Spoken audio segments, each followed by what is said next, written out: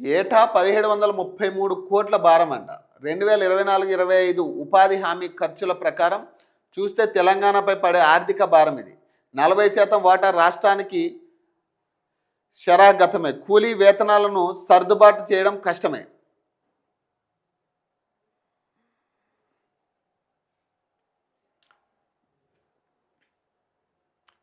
జాతీయ గ్రామీణ ఉపాధి హామీ పథకంలో కేంద్ర ప్రభుత్వం చేసిన మార్పుల వల్ల రాష్ట్రంపై పెను భారం పడనుంది. ఈ పథకం కింద పనిచేసే కూలీల వేతనాలకు 40%, మెటీరియల్ కాంపోనెంట్ కింద మరో 15% నిధులు రాష్ట్ర ప్రభుత్వమే భరించాల్సిన పరిస్థితి ఏర్పడింది. 2024-25 ఆర్థిక సంవత్సరంలో వేచించిన నిధుల ప్రకారం చూస్తే ఉపాధి హామీ పథకం అమలుకు రాష్ట్ర ప్రభుత్వం 1733.90 కోట్లు భరించాల్సి ఉంటుంది.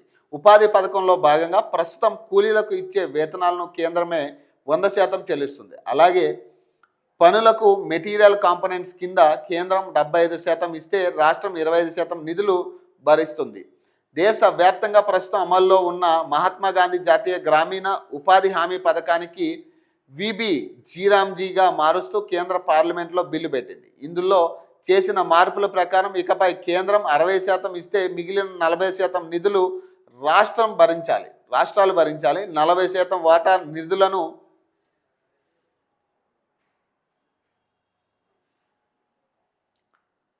వాటా నిధులను భరించడం ప్రస్తుతం పరిస్థితుల్లో రాష్ట్ర ప్రభుత్వానికి శరాఘతమని, అలాగే ఉపాధి కూలీలకు సకాలంలో వేతనాలు చెల్లించే అవకాశం ఉండదని నిపుణులు పేర్కొంటున్నారు. రాష్ట్రంలో 2024-25లో ఉపాధి హామీ పథకం అమలు కోసం 4344.51 కోట్లు ఖర్చు చేశారు. ఇందులో కూలీల వేతనాలకు 2614.31 కోట్లు, పరిపాలన నిర్వహణ ఖర్చుకు 229.24 కోట్లను 100% కేంద్ర ప్రభుత్వమే భరించింది. ఈ మొత్తం ప్రస్తుత నిబంధన ప్రకారం చూస్తే రాష్ట్రం తన వాటా 40% కింద 1137.52 కోట్లు భరించాల్సి ఉంటుంది. ఇక 4344.51 కోట్లకు సంబంధించిన మెటీరియల్ కాంపోనెంట్ నిధుల ఖర్చు 1500.96 కోట్లలో రాష్ట్రం తన వాటా 25%గా